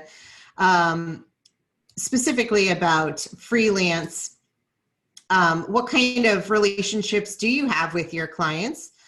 Is it better to work on small-term projects or long-term projects? And how do you decide how much it costs? The usually like it's someone I don't know and like they've seen my work online somewhere, or like they heard about what I do from a friend and whatnot. So as far as building that relationship with that client, I like to be able to talk to them, of course, you know, just over the phone, in person, whatever we can do. Now it's a little bit different, but you know, we have Zoom meetings, so that's actually pretty perfect for that. But you know, just get like a good idea of like the type of project and the type of work they do, and how you can bring your best to them. And like say it's a logo project.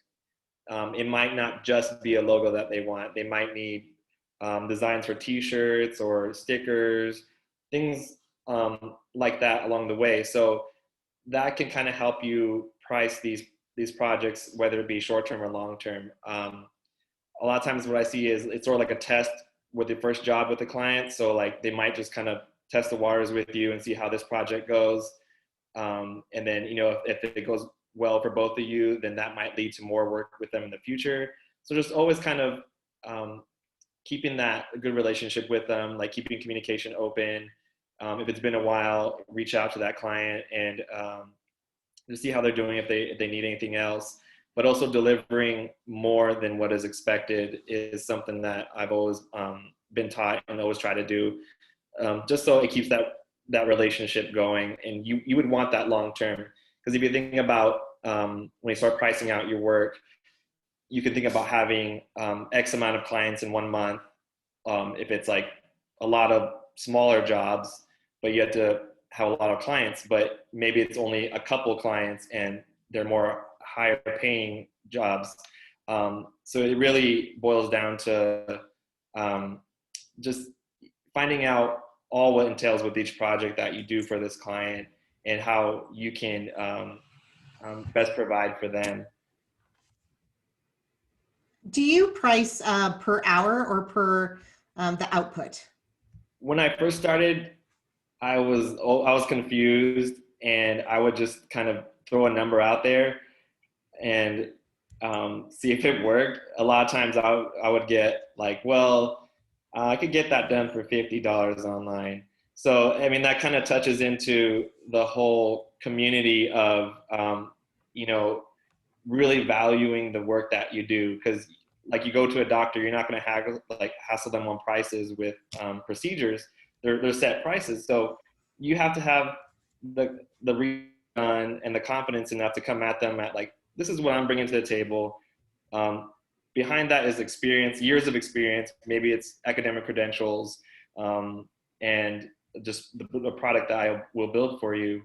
But I find that just giving them like a set price as in addition, in a opposition to an hourly rate, because sometimes projects go longer than you would expect. I mean, anything happens within a project timeline. There may be certain revisions and things like that you don't account for.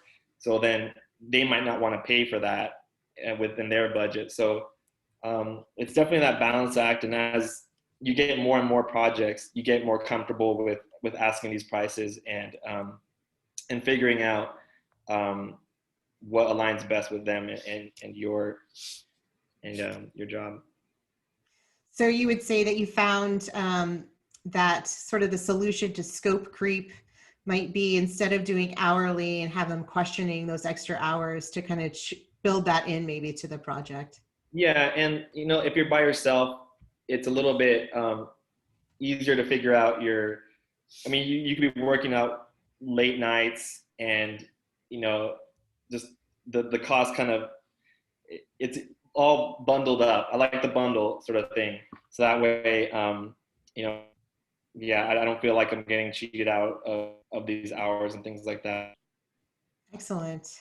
Great response. We have lots of people interested in freelance and pricing is always one of the first questions. So it seems like it's something you kind of learn throughout the way as well. Excellent. Rami, our next question is for you. The question is, how would you describe the difference in working with big corporations versus startups? Sorry, that's a good question. My apologies there. The question was, what's the biggest difference for our studio working with startups versus big corporations? Was that how I understood it? Correct. I would say, we work with like big companies like Amazon or Coke. You really have to, they've got a very clear vision for their brand. They know exactly what they want. I enjoy working with large companies. I like working with small companies. But I say the biggest difference is that there's a little bit less creative freedom sometimes. The smaller companies, they're kind of experimenting still, though they're more open to trying new things. So it allows our creative team to kind of have a little bit, more freedom with what we're doing. But the larger brands, everything is very specific from the look, the color, everything. So you have to really kind of follow their guidelines. So that's probably, one of the, the biggest things. And we enjoy working with them too, but just creatively, you don't have as much liberty, I would say, with the big corporations. So that'd be the biggest difference. Excellent. Yeah. It may not feel it, but we have been online for almost 2 hours now. We have 7 minutes remaining. So I want to end with one question that is for each of you. I note that there are still 12 questions in the question and answer. You all just asked so many great questions, and I got in as many as I possibly can, and I'll do my best to kind of answer those offline for you. But I'm going to end with this one. Where do you get your creative inspiration for your own personal interests? So where does that inspiration come from? Does anyone want to volunteer to start on that one? Where's your inspiration come from? Rami, go ahead. For me, I just surround myself with just crazy talented people. And that's what's energized me, all these years. 80% of businesses fail in the first 5, and those that make it to 10 years, 80% of those fail because they burn out. And, for me, what gets me excited is, my employees and the customers that we have. My team here, they're energized, they're excited. And our values, one of our values is have fun. So I don't hire people that don't crazy love what they do and get up in the morning and say, I want to be the best animator or the best, cinematographer. And that feeds my creativity. So I surround myself with people that are my tribe here at work. They just love being here. Right now we're doing a new headshots and photo shoots at 6:30. Most of my team is still here. I'm like, go home. But they love it. And then my customers too, when we get to work with a client, a new product, or new service, something that they're rolling out and they're super excited about it, that feeds me too, because we get to be a part of something new and exciting, and we just I love that. So that's what keeps my passion and creativity going is my team and our customers. So absolutely, surround yourself with great people. Excellent advice for inspiration. Who would like to go next on the panel?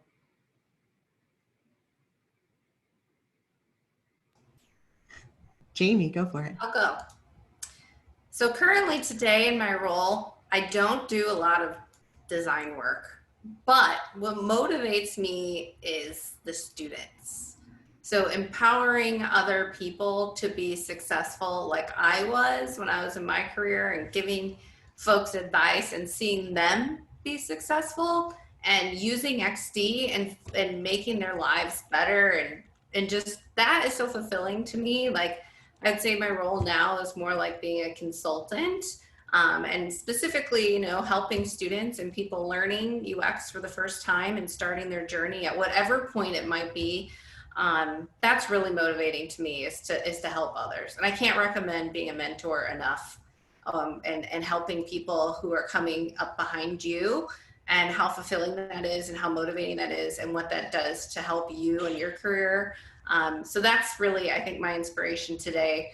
But I still do paint. I still do oil paint. You can find me on Instagram, and I love animals. So I paint horses and dogs and stuff. So, it's all good. 100%. Love that. Excellent. Empowering people. Some great advice here.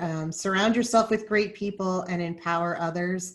shameless plug for our mentorship program at AIGA Arizona. We're starting a new program called Mentorship Meetups, and our first meetup is in November, and the topic is representation. So we're going to bring in some great mentors, and I'll definitely let you know about that as it comes. All right, next panelist. How are you inspired, Ryan? For me, give back is really important, really being involved in your community, local communities. Part of what I do for Give Back is Phoenix Design Week. So that's giving back to the local design community. I love being involved with that one, whether it's designing something for that or even just volunteering and helping set up the stage for an event like that. I'm also an ambassador for Keep Nature Wild. So in my free time, I go around Arizona and I pick up trash and I represent that brand. And occasionally I do some design work for them. So for me, it's all about that give back, getting involved in your community and doing something that has an impact. Excellent. Giving back, an excellent way to be inspired. Panelists who would like to share next about inspiration? All right, Nikita. I'll piggyback on some of the stuff that was already said. I get so inspired by mentoring others and by being mentored. Like, I think that is a cycle that continues. And it's made such a big difference in my career in so many different ways. So I can't stress that enough. But the other thing is, like, you have to know what lights you up. I think it's different for everybody. Like, I'm a research and information junkie.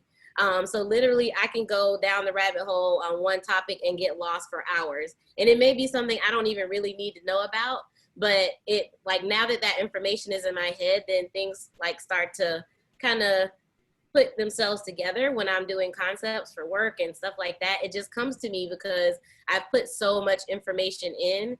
And so then it comes back when I really need it to come back. So sometimes when you think that you're getting lost on social media or YouTube for hours on end, not when your homework is due, but if you get lost, sometimes that's a good thing. Sometimes that is what, fuels your fire a little bit. And I went down the rabbit hole a few months ago about Black cowgirls. I didn't know that there were so many and that there was such a rich history. And now I want to do a side project. Like, I'm obsessed. I want to know everything there is to know. But it was just a matter of, stumbling through it. And then now I'm, trying to figure out how to make something creative out of it. And I'm excited about it. So, yeah. Love that. Mentorship. It's so important that you mentioned not only mentoring others, but being mentored, because you never know enough. There's always someone who's going to teach you something. And so being open to learning from others and getting that mentorship, that's one of the things about the new AIGA mentorship meetups that I'm super excited about, is that sometimes you might be the mentor and sometimes you might be the mentee. Depends on what the topic is going to be. So important. Thank you so much for sharing that. Panelists, who's next? Who would like to share their inspiration? I could go. But also, don't have to share it if you don't want to. So Nope. Go ahead. You can hear me okay? One of the things that I think helps with inspiration is just maintaining the curiosity for all these different things. I mean, it kind of goes back to the jack of all trades or specialist conversation. But I feel like so many ideas can come from just exploring something that you haven't done before and being curious about it and really trying to learn it well. And that will translate into opportunities, that'll translate into other ideas that you have for a specific project. So it's really kind of just making that space for yourself and just diving into something and just kind of figuring it out. Excellent. Yep. Excellent advice. Keep curious, keep exploring. John, did you want to add anything to wrap us up? Yeah. Looking back to when you were a kid and like what really lit you up when you were like younger, just and those whatever experiences and culture that you come from, just kind of reflecting on yourself and just thinking about what makes you unique. For me, I grew up here in Arizona but I'm from San Antonio, Texas. So everything about that culture and just remembering the trips I used to take with my family, and like the influences from music, food, just all of that are things that when I feel burnout and just I just look back on those past experiences and all the things that as a kid I was like, wow, that I love that, whatever it was, or just kind of not letting that go. Great advice to end on this evening. 2 minutes over, but we have almost all of our attendees still sticking in with us. It has been an amazing evening of advice from our fantastic panel. So I do want to thank them. I'm trying to move to the, oh, there we go. Got a little Zoom lost there. I want to thank you so much to our panelists who were absolutely amazing. Your advice has been so greatly appreciated, and we appreciate your time being here with us on Zoom for 2 full hours. I know that that's a chore.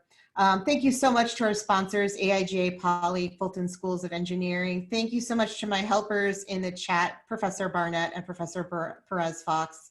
Attendees, thank you so much for being here and asking some really great questions. Tomorrow you'll receive an email with these slides, hyperlinks, and all of the links that were shared in the chat, as well as a recording of this evening. Thank you so much for being here. Good night. Bye. I have some exit music as well.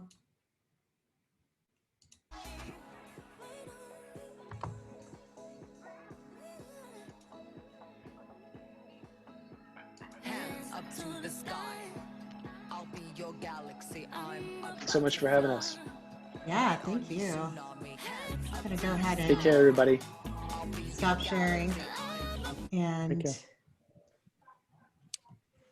I will stop that. I'm afraid that if I end meeting for all, I'm going to lose the panelists. So panelists, I'll just say thank you. Thank you so much for being here. I'll email you with all this stuff tomorrow. Sounds So good. much Thanks so fun. much. Good luck, Awesome. everybody. Thank you. Nice to Thank meet you. everyone. Nice to meet you Bye. guys.